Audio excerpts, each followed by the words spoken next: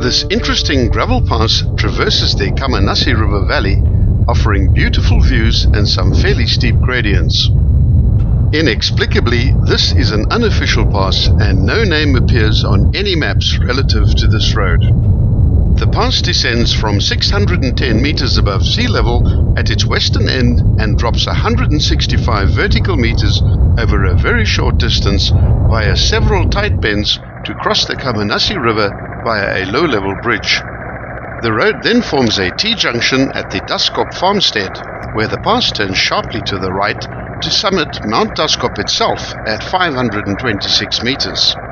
Starting in the west, near the Dieprivier farm, the road starts descending gradually at first, then sweeps into an easy right-hand bend towards the south-southwest, revealing wide views of the fertile lands along the Kammanassie River Valley. The road then loops around a nose in the mountain into a tighter left-hand bend.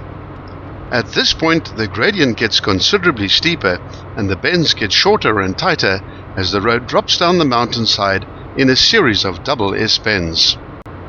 The views to the east along the river valley are quite beautiful, and this is a perfect spot to stop and take a photo.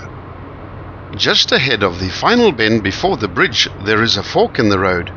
This left-hand fork goes to the Dieprivier farm. Keep right here as the road descends down the last few meters of altitude, where it straightens out to cross the Kammanassie River over a low-level concrete bridge, which is called the Muller Bridge. Immediately after crossing the bridge, the road starts climbing again and routes towards the left and around the next hillside in an S-bend, followed by a sharp 170-degree bend to the right. Slow down here as the road crosses straight across the Duskop farmstead, and watch out for farming vehicles, livestock and pedestrians. Approximately 100 meters after the farm, the road forms a T-junction. A left turn allows you to continue along this farm road for many kilometers following the Kammanassie River Valley. To remain on the pass itself involves turning sharp right here. From this point, the road starts climbing more steeply at a gradient of 1 in 6 and heads in a southwesterly direction up the southern bank of the river valley.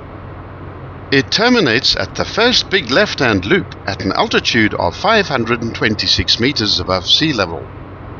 There's not much space here for stopping safely, but usually, with the very low traffic volumes on this road, it's fairly safe to pull over as far as you can.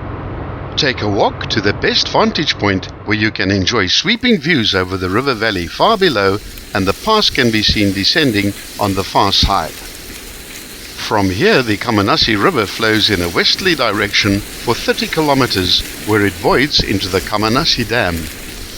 The Kammanassie Dam irrigation scheme provides a lifeline of good quality water for the farmers in this region. Immediately after this view site, the road changes direction into the south and crosses a tributary of the Kammanassie River, which is the Gansekraal River. If you continue along this road for a further 10 kilometers, you will arrive at the tarred N9 highway near the Louvain farmstead.